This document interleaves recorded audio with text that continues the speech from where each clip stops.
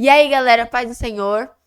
Para quem não me conhece, eu sou a Rebeca, faço parte do corpo de professores aqui da Assembleia de Deus Ministério Sopro Divino em Mauá, São Paulo. Então, eu também faço parte do projeto de pré-aulas, em que nós trazemos uma pré-aula para ajudar os professores quando eles forem ministrar as aulas em suas classes. Então, já de antemão, eu acho que os irmãos repararam que minha voz tá um pouco diferente, né?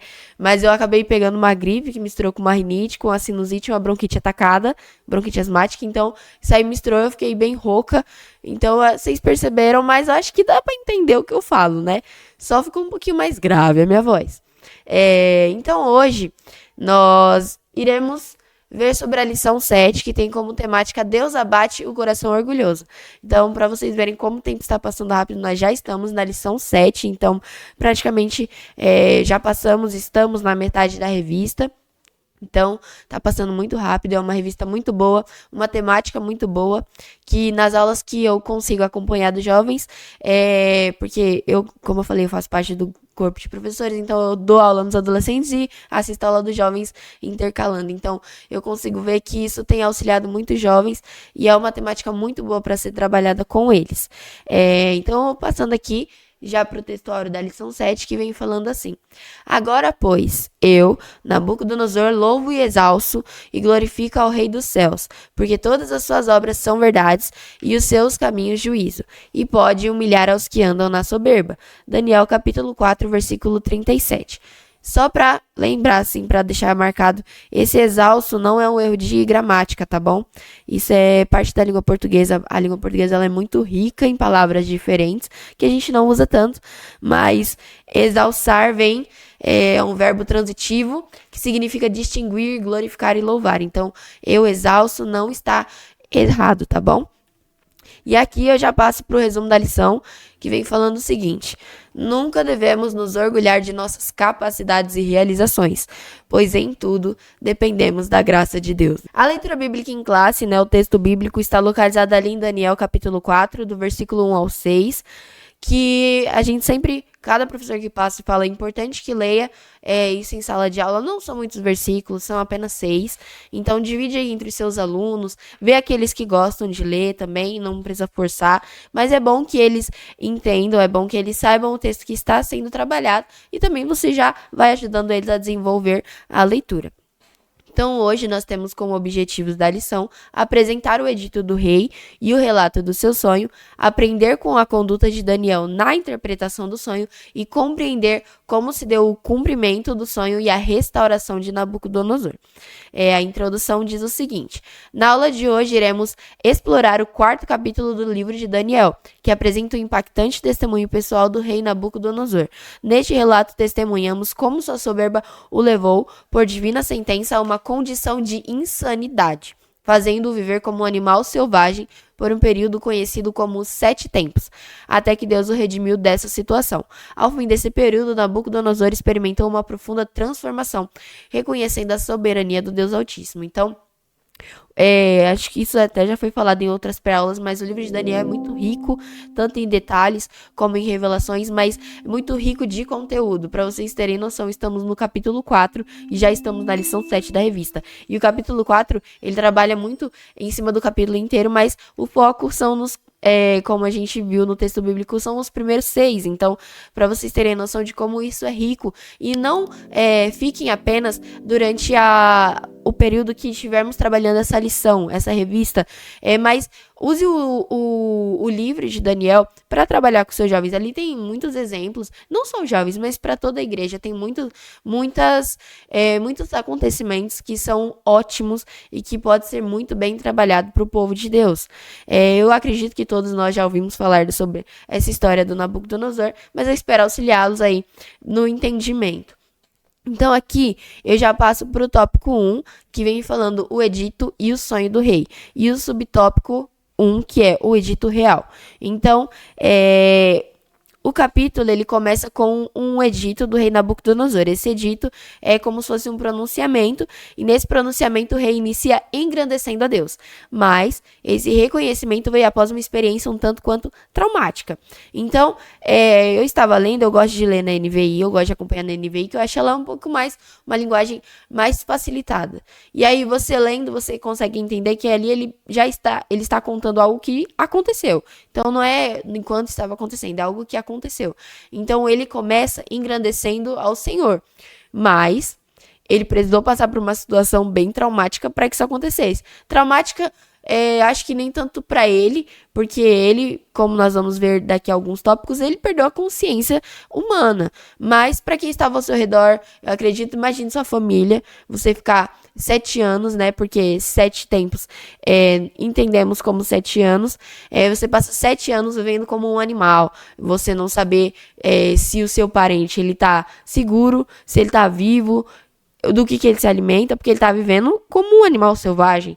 Então, foi uma experiência não muito agradável, tanto para o rei, quanto para sua família, quanto para o seu povo, acredito eu. E aí aqui eu já passo para o subtópico 2, que vem falando sobre a satisfação momentânea do rei e o seu sonho. Então, Nabucodonosor, ele estava num momento onde ele se sentia realizado. Ele tinha expandido seu reino, conquistado povos e nações, e ele tinha conquistado mais riqueza e mais fama. Então ali a Babilônia era a grande potência da época. A Babilônia, assim como seu rei, se encontrava em um momento de paz. Essa paz foi interrompida por um sonho / visão que o rei teve, que novamente os sábios da Babilônia não conseguiam interpretar. Porém, o rei sabia de um homem que era diferente, que o Espírito Divino estava nele. Aqui nós temos duas coisas para falar nesse tópico, sobre essa questão do momento em que a Babilônia vivia e o momento em que essa paz que eles estavam ficou um pouco abalada, né? Porque assim, pensa, a Babilônia já tinha conquistado povos, já tinha conquistado nação, riqueza, fama, estava no momento que ali eles eram a grande potência da época, e assim, não tinha mais o que eles conquistarem. Eles já tinham conquistado tudo que dava, tudo que podia, tudo que queria. Eles estavam realmente, assim, tranquilos. E o rei estava num momento de tranquilidade. E esse é um problema, porque ele chegou num ponto em que ele já estava se sentindo tão satisfeito com tudo aquilo que ele tinha feito, que ele deixou de olhar com os olhos de que ele não estava ali por mérito próprio. Porque a gente vê, e vai ser trabalhado isso em alguns tópicos mais pra frente, que o rei Nabucodonosor ele foi usado como um instrumento de Deus para trabalhar em cima de Israel, então para tratar Israel, o povo de Deus, e também para tratar com diversas nações. Então não foi apenas a força do braço dele, a força do exército dele que fez com que ele conquistasse aquilo tudo, mas a mão de Deus estava sobre ele, a mão de Deus estava com ele. E ali naquele momento ele estava tão, extasiado com tudo que ele tinha conquistado, que isso começou a encher o coração dele de orgulho. E aí é nesse momento onde essa paz é interrompida, porque ele tem um sonho ou uma visão. Algumas versões diferenciam isso. Então algumas versões vão falar que ele teve um sonho e outras que ele teve uma visão. De qualquer forma, enquanto ele estava ali, ele conseguiu visualizar isso dormindo, acordado, não sei. Em que ele tinha ele começava a visualizar algo que ele não sabia o que significava. E os sábios da Babilônia novamente também não conseguiram. Então isso já nos arremete a lá quando o Daniel interpretou o sonho dele. Que naquela vez ele nem lembrava o sonho dele. Mas Daniel conseguiu interpretar com a ajuda do Senhor. Então aquilo ali foi algo tão misterioso, tão, diferente para ele, que ele sabia que em Daniel tinha um espírito que era muito maior que qualquer outro. E aí até aqui no capítulo 4...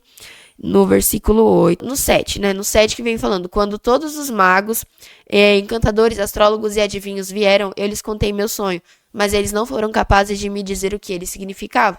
Finalmente, Daniel se apresentou diante de mim e eu lhe contei o sonho. Ele se chama Beltesazar, em homenagem a meu Deus. O espírito dos santos deuses está nele. Então ele sabia que em Daniel estava o Espírito dos Santos Deuses, sabe? Do Deus dos deuses. Porque a primeira experiência dele, que ele teve numa interpretação de sonho, foi algo fora do comum. Porque ele não lembrava o sonho, ele queria alguém que revelasse o sonho e desse interpretação. E o único que conseguiu fazer isso foi Daniel. É claro, com a graça de Deus. Então ele sabia que Daniel poderia, com a graça de Deus, interpretar aquele sonho. Então ele sabia que tinha um homem diferente que podia fazer isso porque tinha o Espírito Divino na vida dele. E aí aqui eu já passo para o subtópico 3, que é a descrição do sonho. Então, ao narrar o sonho, ele vem trazendo alguns elementos. Então, um elemento que ele fala é de uma árvore, então de uma árvore grande, que as suas folhas eram belas e muitos eram os seus frutos. Então ele também vem falando sobre os animais que se abrigavam ali debaixo da árvore, porque a árvore era tão grande que os animais ficavam debaixo dela e os pássaros faziam ninho. E aí, no sonho, surgiu um mensageiro /anjo, que isso vai diferir da versão que você vai ler, mas tem o mesmo sentido. O mensageiro, o anjo, veio do céu e aí ele ordenou que aquela árvore fosse derrubada, então deixando somente o toco e as raízes, presos com ferro e com bronze. Então ele começa a trazer os elementos que tinha ali naquele sonho. Então ele deveria ser molhado como o orvalho do céu e viveria com os animais selvagens durante 7 tempos. Ele teria a mente de um animal selvagem em vez da mente humana. Então ele começa a trazer esses elementos do sonho para Daniel. E aí aqui eu já passo para o subtópico 2, que vem falando: Daniel interpreta o sonho e aconselha o rei. Para o subtópico 1, que é agindo com prudência. Então, Nabucodonosor, ele começa a contar o sonho, ele vem trazendo os elementos, descrevendo ali aquele sonho. E aí, Daniel, ele ouvindo aquilo ali que ele estava falando, ficou atemorizado. E o próprio rei precisou tranquilizá-lo. Isso porque Daniel entendeu o significado do sonho e sabia que não era tão simples assim passá-lo para o rei. Então, até para comunicarmos a verdade, precisamos ter prudência e sabedoria ao usar as palavras. Então, Daniel, ele ouvia aquilo tudo e eu consigo imaginar assim, sabe?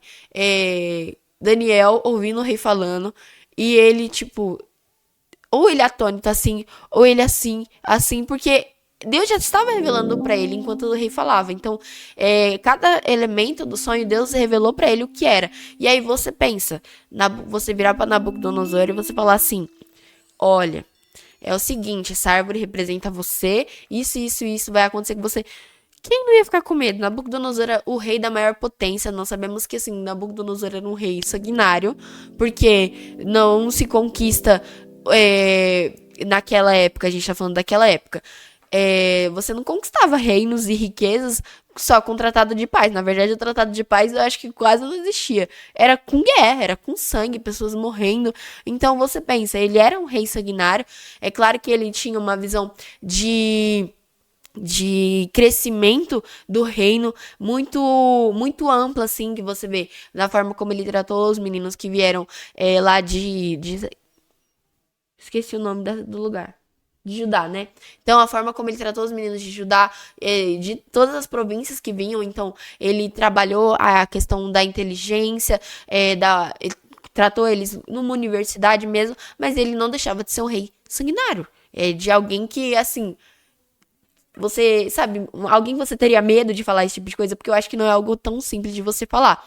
Então, aqui nós aprendemos com Daniel que é preciso ter prudência para você saber usar as palavras e se for para falar, fale. Só tenha sabedoria e prudência ao usar as suas palavras. Porque nós temos uma obrigação como cristãos. A nossa palavra tem que ser sim ou não. A gente tem um compromisso com Deus, com a palavra dele e com a verdade. Então, Daniel não tinha opção ali de inventar uma historinha para tapear o rei. Ele tinha que falar a verdade, porque não era só o nome dele, não era só Daniel e o cargo dele. Era também o nome de Deus que estava ali sendo posto em xeque. E aí, aqui a gente já passa para o subtópico 2, que vem falando sobre a interpretação do sonho. Então, o que significava cada um daqueles elementos que eu falei para vocês. Então, a árvore, ela simbolizava o rei e seu reino, pois tinham grandeza, poder e riqueza. Então, uma grande árvore que as suas folhas chegavam até o alto e os animais se refugiavam nela. Então, essa árvore simbolizava o rei e o reino. E aí, o juízo divino, que é simbolizado pelo mensageiro, pelo anjo, que O fato de a árvore ser cortada simbolizava a queda, o fim do auge babilônico, sobrando apenas o tronco e as raízes, pois ainda havia chance de conversão e arrependimento. Vivendo entre os animais indicava a perda do discernimento mental por algum tipo de insanidade. Então, cada um daqueles elementos que o rei falava vinha a revelação e cada um significava uma coisa. Então, a árvore significava o rei e o reino. O anjo significava o juízo divino vindo sobre o rei e o reino, porque a Babilônia, nós sabemos que assim tiveram vários reinos que estiveram no seu auge, mas cada um deles chegou ao fim.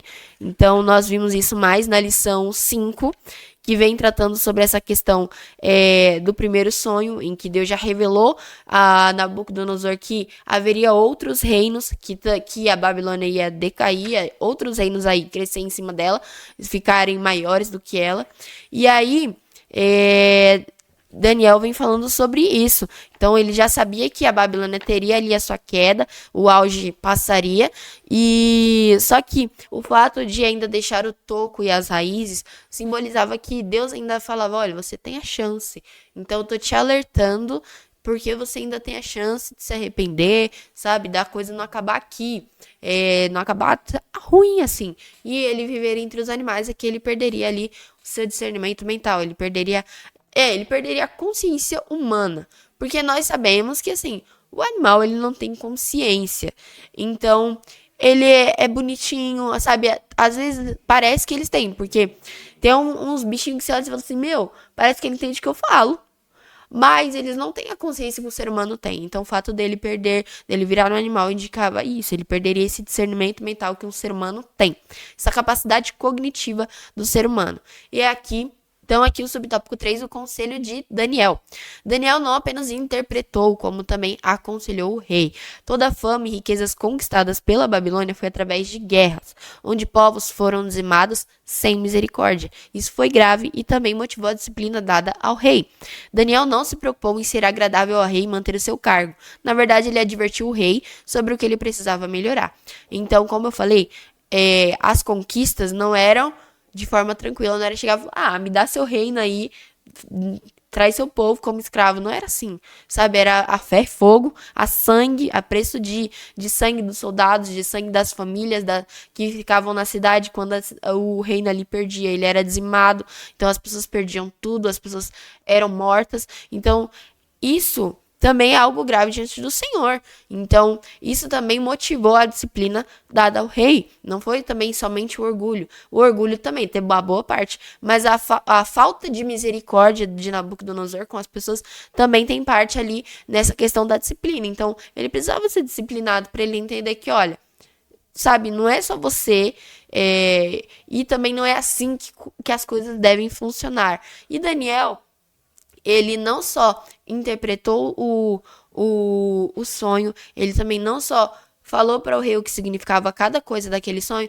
mas ele também aconselhou o rei. Então, ele não olhou aquilo como uma chance de tipo, olha, vou jogar a bomba e vou sair correndo, sabe? Ele olhou como algo tipo, olha, rei, é isso, isso e isso, mas você pode fazer diferente, sabe? Tipo, muda aí. Você tá precisando melhorar. Então, Daniel, ele não se preocupou e não ficou, ai meu Deus, eu vou falar isso pro rei. É o Nabucodonosor, ele pode arrancar minha cabeça, sabe? Na verdade, a gente vê que Daniel, em toda a história dele, ele não foi medroso, ele não foi covarde. Então, na própria palavra do Senhor, diz que os covardes, os tímidos, os medrosos não herdarão o reino dos céus. E muitas pessoas falam isso no sentido de, você tem vergonha de pegar um microfone, de cantar na igreja, você não vai pro reino dos céus, botando medo das pessoas. E não é nesse sentido. É no sentido de você ter vergonha de anunciar o evangelho. É no sentido de você ter vergonha de se posicionar como um cristão. De você preferir fingir algo para as pessoas do que assumir a verdade. A gente vê aqui que Daniel, ele não se acovardou. Daniel, ele não ficou receoso. Ele falou, olha, rei, é isso, é isso, é isso. É claro que assim, ele temeu. A gente sabe que ele temeu, mas ele foi ali, ele estava debaixo da permissão do Senhor, debaixo da graça de Deus. Então ele foi, teve sabedoria nas palavras e ele falou. E ele não se bastou somente a falar, olha, rei, é isso, tô correndo. Não, ele falou, rei, você pode melhorar, sabe? Assim, assim, assim, vamos fazer diferente. Então, Daniel, ele não ficou com medo de perder o cargo dele, ele não ficou com medo, ele não ficou se preocupando em ser puxa-saco do rei. Ele se preocupou em ser verdadeiro e passar a mensagem que Deus estava dando a Nabucodonosor. E aí, aqui eu já passo pro tópico 3, que vem falando sobre o cumprimento da profecia e a restauração do rei. E o tópico 1, que vem falando Deus abate o orgulho. Então, após 12 meses do sonho, tudo se cumpriu. Quando o rei se vangloriava de sua grandeza e prosperidade, uma voz do céu declarou o seu destino.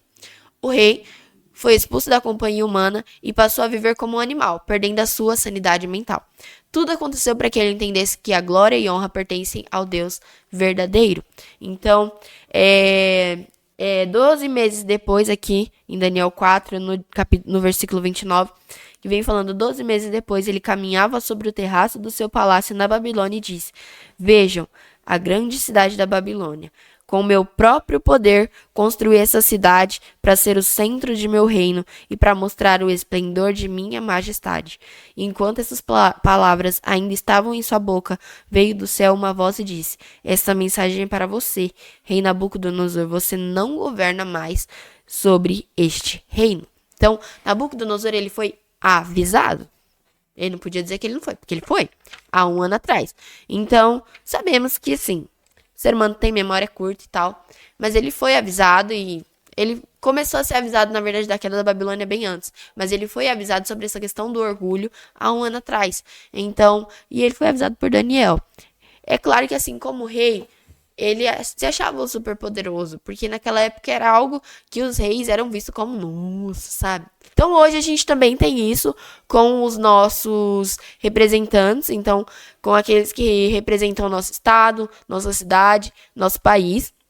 Mas naquela época a gente sabe que era algo muito forte, então as pessoas comparavam até como deuses ou consideravam como deuses os seus reis, os seus governantes. Então isso subia o coração. E ele precisou passar por uma situação bem difícil para que ele entendesse que ali o que ele estava afirmando, que aquele reino ele construiu com o seu próprio poder, na verdade não, porque a gente sabe que não foi com o poder dele, foi com a permissão de Deus. E aí aqui eu já passo para o subtópico 2, que é o rei reconhece a grandeza de Deus. Embora fosse chamado de servo e ter sido um instrumento divino para a punição de Israel, o rei Nabucodonosor não assumiu a posição de humildade perante Deus. A palavra de Deus confronta todo aquele que a conhece, seja ímpio, seja cristão. Com o passar dos dias, Nabucodonosor recobrou a consciência e então glorificou ao Senhor, reconhecendo seu poder eterno. A restauração do reino mostra o poder de transformação do evangelho. Então, como falei, Nabucodonosor ele foi usado como instrumento do Senhor para tratar Israel, para punir Israel, porque Israel também foi avisado muitas vezes, tiveram muitas chances e ainda assim eles vacilaram, eles não seguiram o que Deus falou. Normal, ser humano, né? Às vezes Deus avisa e a gente faz mesmo assim. Deus fala, né, pra fazer, a gente faz. Então não dá pra julgar eles também, né? Se a gente também não tem teto de vidro, não pode ficar tacando pedra neles. Então, Nabucodonosor foi usado como instrumento do Senhor ali para tratar Israel e outros reinos também, para conquistar outros reinos, mas ele deixou isso subir pro coração dele. Então a gente sabe o quê? Que a soberba procede ruína. Então, a soberba, de maneira alguma, ela é uma coisa boa na nossa vida. E é algo que nós precisamos tratar todos os dias. Então, é muito fácil eu vir aqui falar pra vocês, a gente não pode ser soberbo. Mas a realidade é que praticar isso é muito difícil. Porque são nas pequeninas coisas que a gente começa a ser, sabe, com uma soberbinha besta. Eu sou boa nisso. Fulano não é tão bom, eu sou melhor. Mas porque eu faço isso. E a gente vai começando nisso aos pouquinhos, e daqui a pouco a gente tá achando que a gente é o senhorio da nossa vida, que a gente comanda tudo e a gente detém o poder nas nossas mãos. E a gente esquece que até pra gente acordar no outro dia, até pra eu respirar no segundo seguinte do que eu estou falando, é Deus quem permite. Então, o orgulho, a soberba, nada disso é bom. É algo que a gente tem que pedir para ser tratado todo dia por Deus. É lógico que isso não é fácil. Então, Não é tão fácil assim você deixar de ser orgulhoso, você deixar de ser egocêntrico, de pensar que você é o centro das coisas. Mas é algo que você pode trabalhar todo dia. Porque assim, é algo que precisa ser trabalhado. Entende? Quando você é orgulhoso, quando você é egocêntrico, você tira o poder das mãos de Deus e começa a colocar nas suas, como foi o que o Nabucodonosor fez. E eu acredito que nenhum de nós queremos passar pela mesma situação que ele. É lógico que hoje você não vai virar um lobisomem, né? Porque Nabucodonosor, na Bíblia, não fala isso. Mas todos nós entendemos, os estudiosos entendem, que ele se tornou um lobisomem. Então ele passou ali a ser como um lobo, um homem lobo. Então, deixa eu até aqui achar o versículo. Então, no versículo 33. Então, Nabucodonosor, ele ouviu ali a voz. E aí, passando para o versículo 33, naquela mesma hora, a sentença se cumpriu e Nabucodonosor foi expulso do convívio humano. Passou a comer capim como os bois e foi molhado pelo orvalho do céu. Viveu desse modo até seu cabelo crescer como as penas das águias e suas unhas se parecerem como garras de pássaro. Então, a gente entende que ele virou um lobisomem. É lógico que assim, hoje você não vai virar lobisomem pra, né, você deixar de ser egocêntrico ou orgulhoso. Mas a gente sabe que isso, além de nos colocar em uma posição ruim nos colocar numa posição difícil, colocar uma barreira entre nosso relacionamento com o Senhor, isso também nos coloca em barreiras em situações difíceis com as pessoas. Porque embora todos nós tenhamos sempre uma pontada de orgulho, de egocentrismo, uma pessoa que ela não pede para ser tratada nisso, é muito difícil você conviver com ela. Então, todos nós temos isso porque todos nós temos defeito. Ninguém é perfeito, todo mundo tem defeito, gente. Então, claro que não adianta eu aqui vir me colocar numa posição de perfeito, porque eu tenho muitos defeitos. Quem me conhece sabe.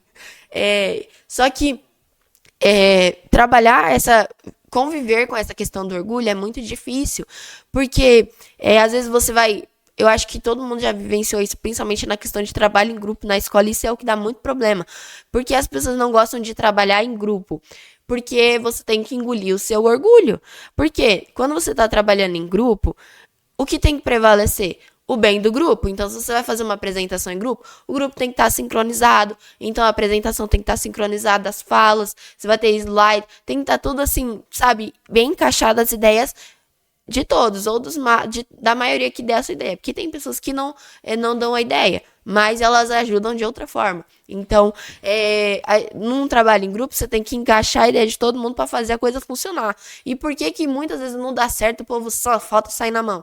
Porque as pessoas às vezes não querem ceder. Porque uma das formas de você ir combatendo seu orgulho é você ceder a cada dia.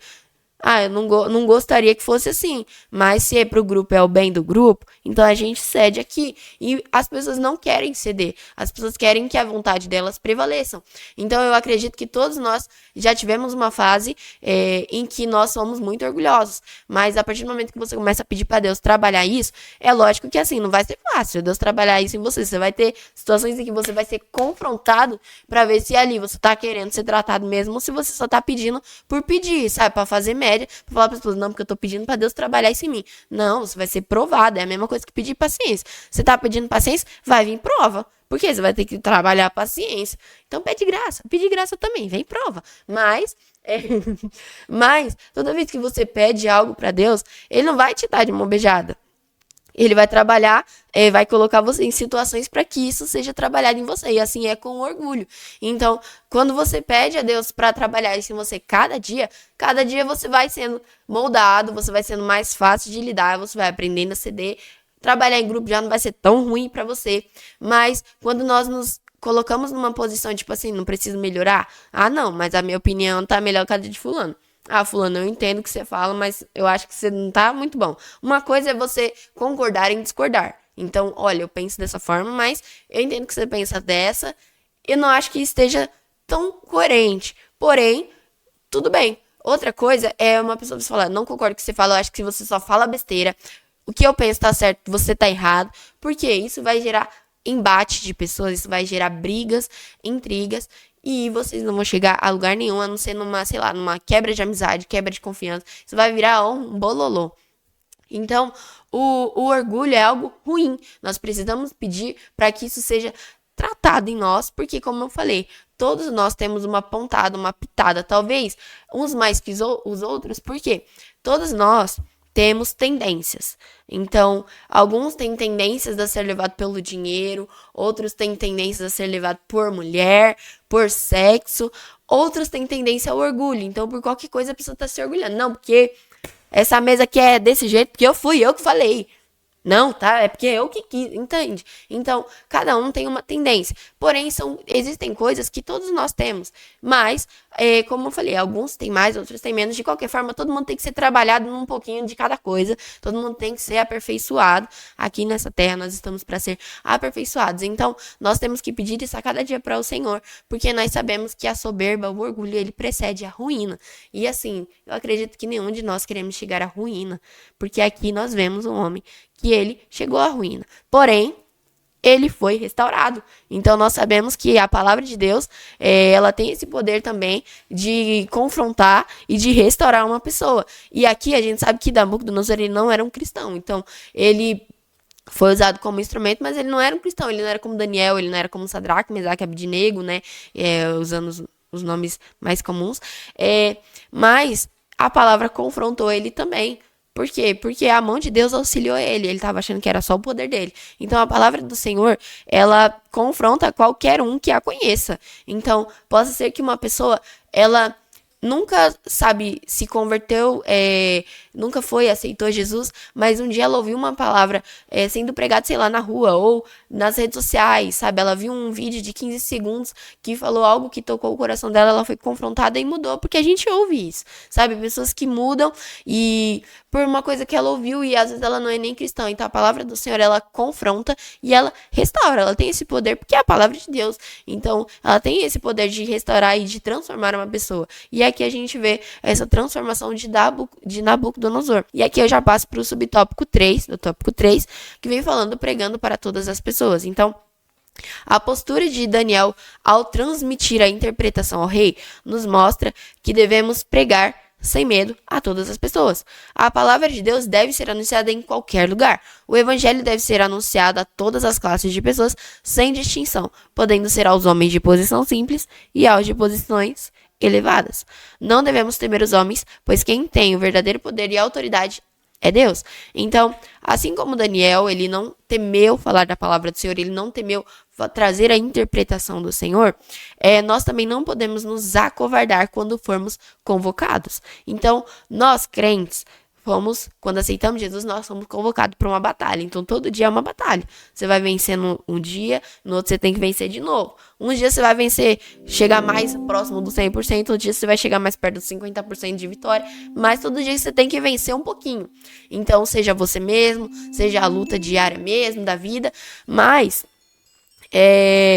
quando eu falo assim, você ser convocado, por quê? Daniel, aqui, ele foi, querendo ou não, convocado. Então o rei chamou todos os sábios ali da Babilônia, os outros não conseguiram interpretar, e aí chega Daniel. Então Daniel, ele foi convocado. E, gente, eu não sei se já aconteceu com vocês, mas eu já ouvi muitos relatos de pessoas que, assim, nem eram cristãs, mas foram pedir, sonhou com algo e foi pedir uma interpretação para minha mãe, para alguma outra irmã, porque a gente fala das irmãs do coque, né? Porque, gente, é batata. Acontece qualquer coisa, quem que as pessoas recorrem? As irmãs do coque. Então, de pessoas, assim, não crentes, irem atrás da irmã do coque, de uma outra irmã de confiança, uma irmã de Deus, que você sabe que tem o Espírito de Deus, assim como Nabucodonosor sabia que estava em Daniel, e pedir uma interpretação, e perguntar algo sobre a palavra, que deu uma dúvida, ou perguntar algo, sabe, que ela queira saber sobre a sua vida ou seu modo de viver. Então, Daniel, ele teve sabedoria e discernimento na hora de falar. Pode ser que alguém chegue e te pergunte, e você também precisa ter sabedoria e discernimento ao usar suas palavras. Ai, mas eu não tenho sabedoria, não tenho discernimento. Peça. Deus dá. Na própria palavra de Deus fala que se você não tem sabedoria, peça que Deus te dá. Então, também é algo que nós precisamos pedir para Deus a todo dia. Eu falo isso como uma experiência própria. Porque eu, Rebeca, às vezes as pessoas, eu tô assim, quieta na minha, eu sou uma pessoa muito falante. Então, mas às vezes eu tô quieta na minha, e aí eu tô pensando assim, a minha cabeça tá a milhão. E aí alguém vem falar comigo, e eu não percebo, e eu só solto a coisa. E aí, depois que eu percebo que, tipo assim, a minha tonalidade não foi tão agradável. Então, as palavras que eu usei não foi tão agradável. Então, eu sei que é algo que eu tenho que pedir para Deus me auxiliar todo dia na sabedoria, usar as palavras e no discernimento de que palavras usar e na prudência do que também eu devo falar. Então, isso é algo que nós precisamos também desenvolver a cada dia. Não é todo mundo que já tem o dom da retórica. Todos nós precisamos desenvolvê-la. Então, saber conversar com as pessoas, saber como passar a mensagem, porque às vezes você não vai ler um versículo aqui da Bíblia e já vai sair pregando para a pessoa, não. Mas você vai conversar com ela assuntos que aos poucos vai te levando para aquilo que está escrito na palavra. E você vai ali falando para ela a palavra de Deus sem ela nem saber que aquilo está escrito na Bíblia. Então é importante também conhecer a palavra, ter sabedoria, discernimento dado por Deus. Porque qualquer um de nós podemos ser questionados um dia. Além de nós termos também esse compromisso de levar a palavra do Senhor, nós também temos que estar preparados para um dia a gente ser questionado em algo. Para um dia alguém parar a gente não vai falar, você é diferente. Você pode me falar algo sobre isso, sabe? Tipo, alguma dúvida que a pessoa tenha. Isso pode acontecer com qualquer um. Então, nós temos que estar preparados para saber usar as palavras. Então, para saber usar a tonalidade certa, como eu tenho que aprender isso.